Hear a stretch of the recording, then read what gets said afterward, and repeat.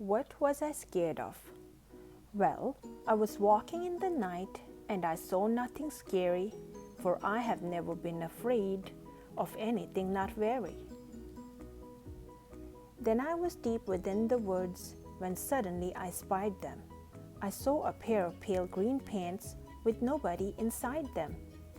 I wasn't scared, but yet I stopped. What could those pants be there for? What could a pair of pants at night be standing in the air for? And then they moved those empty pants. They kind of started jumping, and then my heart, I must admit, it kind of started thumping.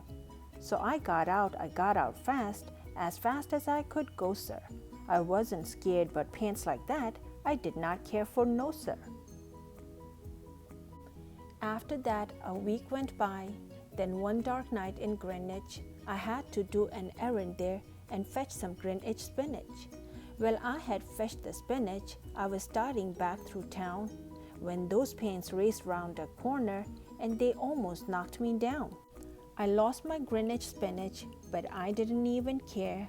I ran for home, believe me, I had really had a scare. Now, bicycles were never made for pale green pants to ride them, especially spooky pale green pants with nobody inside them. And the next night I was fishing for dark trout on Rover River when those pants came rowing towards me.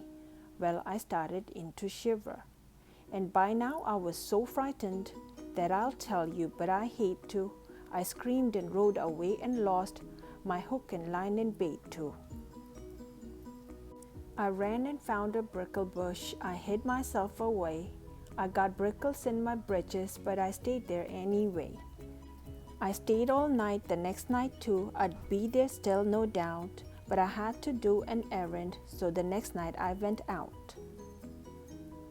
I had to do an errand, had to pick a peck of snide in a dark and gloomy snide field that was almost 9 miles wide. I said, I do not fear those pants with nobody inside them. I said and said and said those words, I said them, but I lied them. Then I reached inside a snide bush, and the next thing that I knew, I felt my hand touch someone, and I'll bet that you know who. And there I was, caught in the snide, and in that dreadful place, those spooky empty pants and I were standing face to face. I yelled for help, I screamed, I shrieked, I howled, I yelled, I cried. Oh, save me from these pale green pants with nobody inside.